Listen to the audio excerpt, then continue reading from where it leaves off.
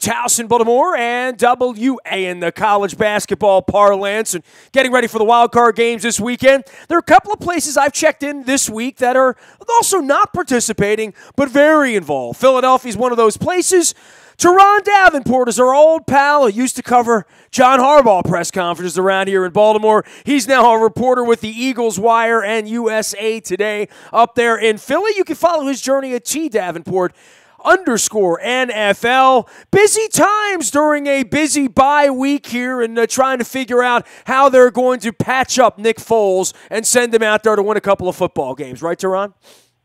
Yeah, they just have to figure some things out. Foles is doing some self-scouting. Doug Peterson is going back and looking at some of the things he did well and going to try to just not build, but just incorporate some of the concepts that have allowed him to succeed. Well, give me the lowdown, and the gut instinct of everyone outside of Philly, maybe even in Las Vegas, is I don't think so. This isn't going well. This isn't going to go well by the time this is all over with. And certainly on the NFC side of the bracket, the more formidable teams are playing this weekend with an opportunity to go to Philadelphia as well as to Minnesota. Yeah, I mean, it's one of those rare years where you have 3 or 4 teams with 11 wins and up. So even though it's wild card weekend, you still have some pretty good teams in the Panthers as well as the Saints and even the Rams. These are all teams with at least 11 wins, in addition to the 2 teams with 12 or more wins that are waiting next week. So it's a pretty crowded situation as far as the teams that are good. But when you look at just the Rams, I mean, they are so balanced on offense with Todd Gurley. And then you look at the Saints and what they're able to do with Kamara and Mark Ingram, and they haven't really even dialed up the passing game, but Drew Brees is over 70% completion percentage. So there's some dangerous teams here. The Panthers, even you look at their defense, and the Falcons, I mean, they were just in the Super Bowl last year. Yeah, it's going to be wild this weekend watching these NFC teams where you're like, well, whoever sneaks out of here, I wouldn't put it past the Falcons. I wouldn't put it past Cam Newton, who's done it before and gotten them there, that any of these teams can be dangerous. On the AFC side of things, I don't know that I feel that way for Pittsburgh or for New England. I don't know that it really matters from an Eagles perspective, doing this with a limp quarterback. And, I'm not the biggest Case Keenum guy in Minnesota for him to get them to the promised land when I show up out there 4 weeks from now to do our Super Bowl coverage. That would be quite a scene for the Vikings to be there, or even the Eagles. But I've never seen 1s and 2s feel so vulnerable as they do this year. Yeah, I think the Vikings are more confident, and well, you know what, the Eagles are too. But, I mean, the Vikings, rightfully so, they've had Case Keenum in place. I don't think that he's a Super Bowl caliber quarterback at all, but the fact of the matter is they've played efficiently with him. He's done a good job, and when you look at the guys outside, Adam Thielen and Stephon Diggs, they're good options. A Maryland product in Diggs, and he's someone who was overlooked coming out a couple years ago, and he's an excellent route runner, big-time playmaker.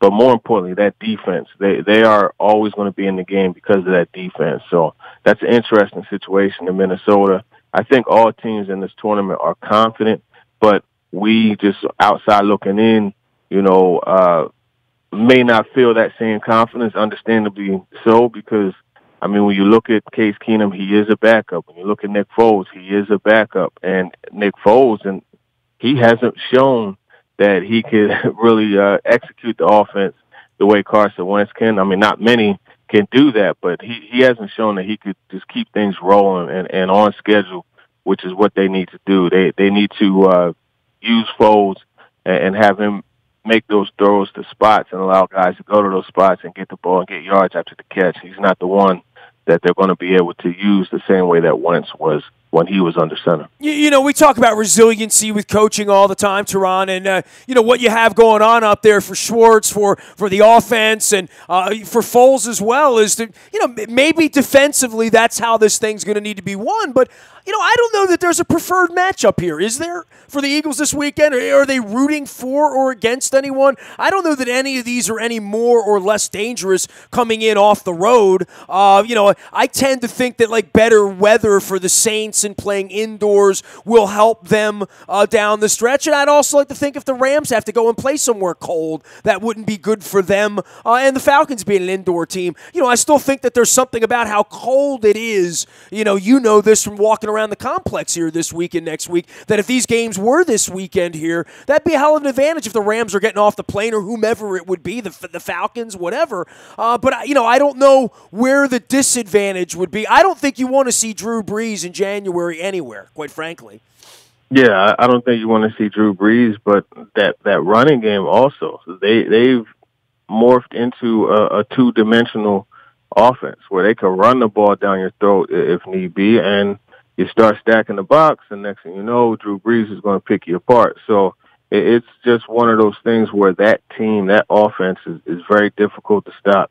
Jared Goff and Todd Gurley, you look at a guy who's severely underrated in Cooper Kupp. I remember talking to Steve Smith, former Raven Steve Smith, last year at the Combine, and he was so impressed with Cooper Kupp. He said Kupp was the best receiver in the draft class, and lo and behold, Kupp has the best numbers out of all the guys that have come out. So he's another one to watch out for. And the cold weather situation, that's something that I know when you look at teams like New Orleans, Carolina, Atlanta, and they don't play in that cold typically. I think that's something that will impact the game initially, but as the game goes on, I mean, everybody is affected by the cold, so I think it's going to change for both sides, and nobody wants to play in that.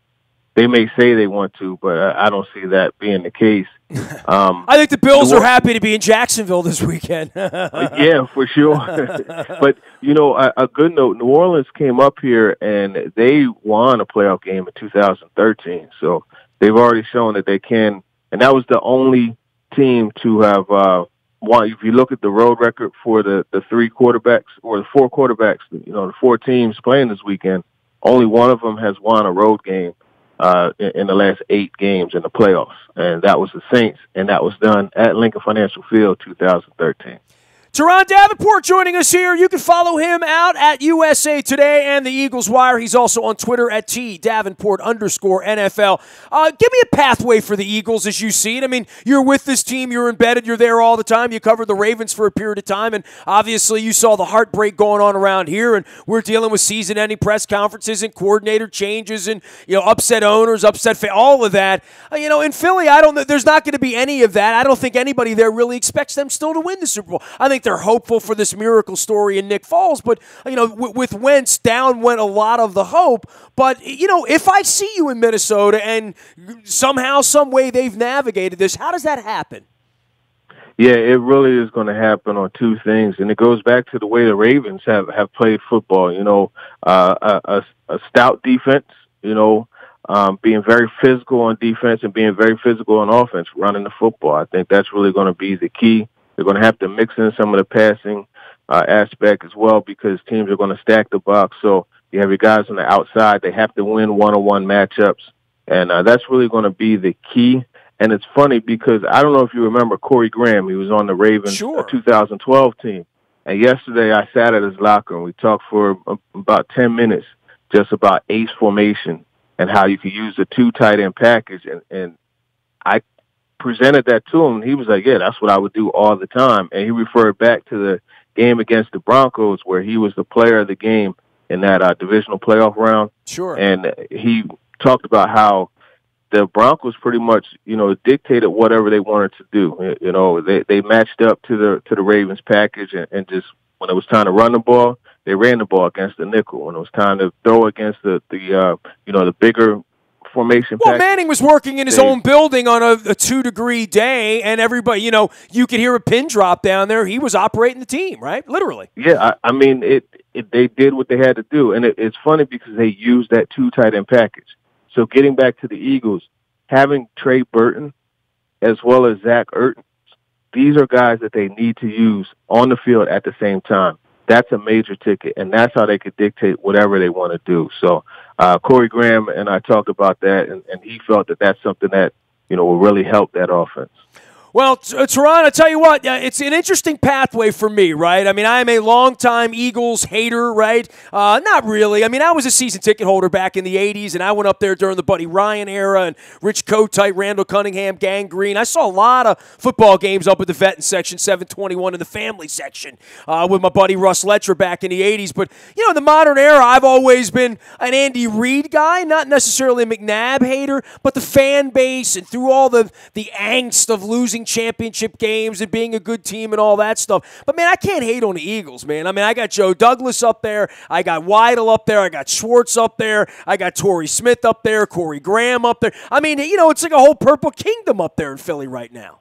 Yeah, you got Donnell Ellerby, too, you know, another guy that was Absolutely. on that 2012 team. So, yeah, I mean, it's a transplant of Ravens and Buffalo Bills. That's essentially what is, you know, turned into the Eagles locker room. Turron, I'm holding on to anything I got here, man. I'm staring down Steelers, Patriots again at a bye. The Bills are celebrating. We're on the golf course. We've got turmoil around here. I'm trying to live vicariously through somebody. You know, like I've come, like, if the Vikings are there when I get to Minnesota and they're the team, great. Because I'm figuring it's going to be the Patriots or the Steelers, so I'm kind of hanging on the NFC, right? I mean, I don't want to see the Steelers or the Patriots win, right? Well, yeah. You got to give me the field at that point. I'll take anybody but them. Even maybe not Cam Newton, but any of the rest of them, yes. Yeah, I can see that for sure. So we'll see what happens. All right, man. Keep the faith up there in Philly. Stay warm. Appreciate you coming on as always, man.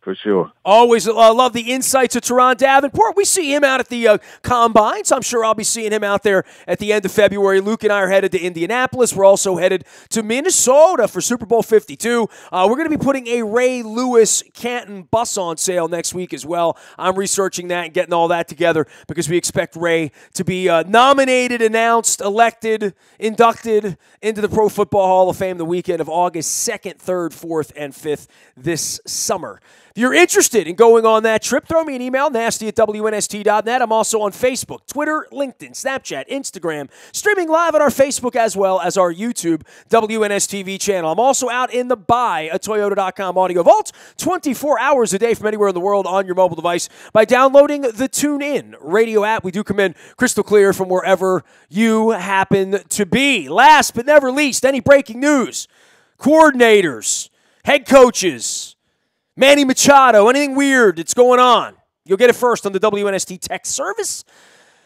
That always comes spam-free. It's always brought to you by Coons Ford of Security Boulevard and Dennis Colazzos. We'll be here on Thursday from 3 until 5. It is the SSV on WNST. I am Nestor. Nasty@WNST.net reaches me for all complaints, criticism, Ray Lewis bus trips, Super Bowl wisdom. We are WNST.net, AM 1570, and WNST Towson, Baltimore, and we never stop talking Baltimore sports.